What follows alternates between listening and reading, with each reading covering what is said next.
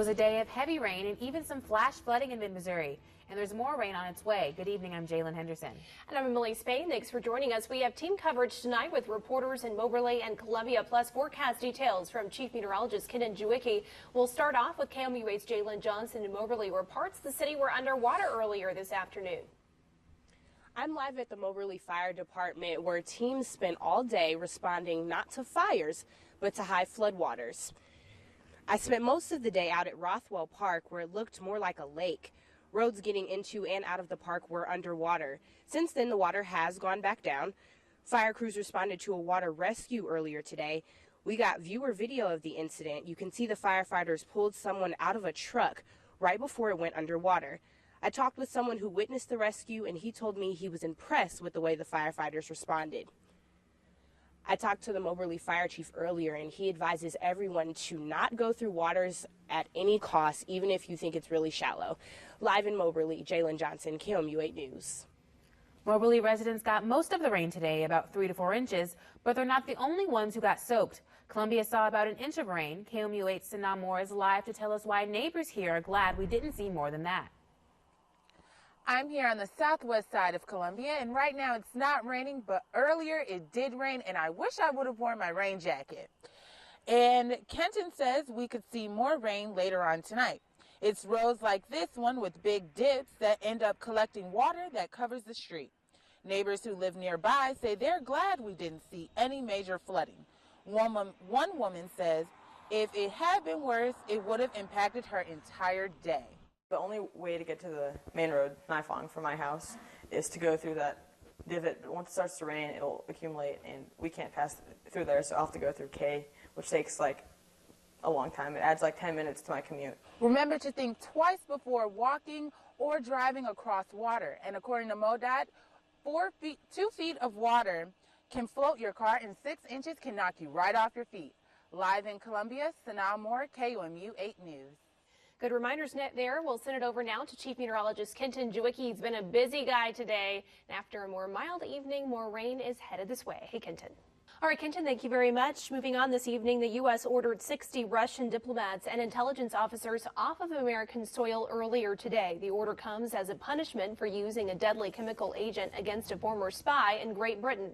The diplomats have 7 days to leave the U.S. One spokesman from the Trump administration says the decision was necessary. Today's actions make the United States safer by reducing Russia's ability to spy on Americans. President Trump has not yet personally weighed in on the order. The U.S. isn't alone in kicking out Russian diplomats. Right now, 18 countries are on the list, but more are expected to follow. European Union countries, Canada and Ukraine, have expelled more than 100 Russian diplomats. Almost all of the countries said publicly the Russian diplomats they were expelling were actually spies. Governor Eric Greitens' request that a judge, not a jury, rule on his criminal case was rejected today. The St. Louis Post-Dispatch reports a circuit judge denied the request. Greitens was indicted in February on felony invasion of privacy charges. He is accused of taking an unauthorized photo of a woman he had an affair with in 2015, prior to his election. Greitens admitted to the affair but has denied any allegations of blackmail. His trial is set for May 14th. Anheuser-Busch heir William Busch received a citation for assault after intervening in a disagreement between his son and one of his classmates at a basketball practice. Police say that 58-year-old Bush allegedly grabbed an 11-year-old and pushed him into a wall on November. St. Louis Post-Dispatch reports other adults separated Bush and the child, but the child was not injured. Bush got a summons for a 4th-degree assault, a municipal ordinance violation. Police are looking for a shooter after gunfire damaged a car in northeast Columbia this afternoon. Officers say a Ford Fusion was traveling on Shamrock Drive when another vehicle came up to it, and someone in that second car opened fire. 2 people were inside the Ford at the time, but neither were hurt. One neighbor says she heard 3 or 4 shots. She's thankful the weather was gloomy today when the shots were fired. There's a lot of children out here. My granddaughter and other children is out here on the front playing on their bikes. Thank God the weather was cold out here and rainy, because otherwise the children would have been out. Police have yet to identify a suspect. $30 million is what Columbia Public Schools says it needs to fund school renovations. But that money wouldn't come from taxpayers' pockets. Instead, it would be from a bond issue, which is like a loan for school districts. The bond would go toward building additions, building improvements, and enhanced safety and security measures. It's one of 6 bonds the board has asked voters to approve in the past 8 years. This is completing essentially the school district's 10-year plan on infrastructure improvements surrounding the school district. With the newest bond, $5 million of it would go to a new middle school off of Sinclair Road. The vote is next Tuesday and needs 57% to pass. More than 900 people who live in Columbia's El Chaparro neighborhood will have to vote in a new location for the upcoming general election on April 3rd. They will now have to go to vote at the Crossing Church, 5 miles away from their houses. Boone County Clerk Taylor Berg says the previous polling location at the American Legion Hall reached its maximum capacity. One voter is concerned some people will not be able to get to the new polling place. I see people walking down WW going to work, because obviously they don't have transportation that is readily available to them in some situations. Burke said people who need transportation to polling places can request assistance by calling the county clerk's office. The decision many Mizzou fans have been anticipating has come. Yeah, Michael Porter Jr. announced in an Instagram post today he will declare for the NBA draft. KOMU 8's Chris Trevino joins us now with a look at what's ahead for Michael Porter Jr. And we've been thinking about this for a while now. We have, Emily and Jalen. Nice to be with both of you. And it was nice to have Michael Porter Jr. here for a while he was, but now he's on to the NBA and certainly what he hopes, big money. Porter is expected to be a high pick in the June draft, perhaps taken as early as the top 5 selections. The big question is how comfortable teams will be with Porter's back. MPJ missed all but 3 games of the season and had back surgery in November. If teams believe he's healthy and ready to go, it's possible he could be taken among the top 5 players. In fact, NBC Sports currently projects Porter to go 5th overall to the Memphis Grizzlies. We will have more on Porter Jr.'s decision to go pro later in sports.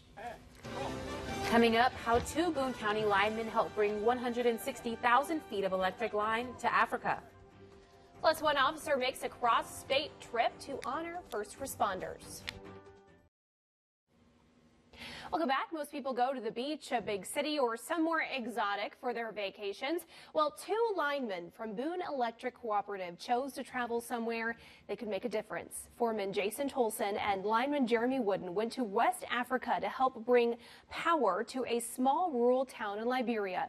KOMU 8's Pat Mueller tells us how the duo donated 3 weeks of their vacation time to make electricity the norm, not a luxury, for this community. In Totota, Liberia, people rely on dry cell batteries, lanterns, and candles for their power and light.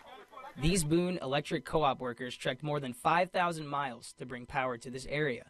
Now, that doesn't mean providing TVs, washers, and dryers. It's more simple than that, but still very powerful. I think we created a friendship, and they were actually sad to see us go because then they had to do everything that we tried to teach them. They were pretty much on their own. A day off is nice, but bringing a basic utility to people who need it is very rewarding. Reporting in Columbia, Pat Mueller, KOMU 8 News. Boone Electric Co-op says they try to send a few linemen on service trips like this every year. The NRECA has helped millions of people in more than 43 countries get power. A Missouri officer is running 260 miles to honor fellow first responders who died in the line of duty. Keegan Hughes started his run in St. Louis and will cross the state to Kansas City. And despite the heavy rains and thunderstorms, he kept running, but from the safety of a gym. Hughes and his team were in Jefferson City today, honoring the fallen Missouri Highway Patrol James Bava, who died in 2015. An honor that Hughes says touches close to home. My cousin Brian Montgomery is a Missouri State Trooper, and he went to the police to the academy with James Bava, so it was just kind of a personal connection there. Hughes and Project Remember are also raising funds to help the families of fallen responders. And if you head to KOMU.com, you will find links to donate and to follow Hughes' run on Project Remember's Facebook page. The U.S. military says Afghan pilots will be flying missions in U.S. Black Hawk helicopters. American pilots have been flying the choppers in Afghanistan for years. Afghan trainees are in the final stage of instruction from U.S. advisors. Major Ted Rogers said the process is helping Afghanistan's military learn newer equipment. So what we're doing is we're giving the Afghan Air Force a sustainable, very highly capable, and battle-proven helicopter that they can take forward into the fight as they continue to safeguard their country. The transfer is part of broader plans for expanding the Air Force in Afghanistan.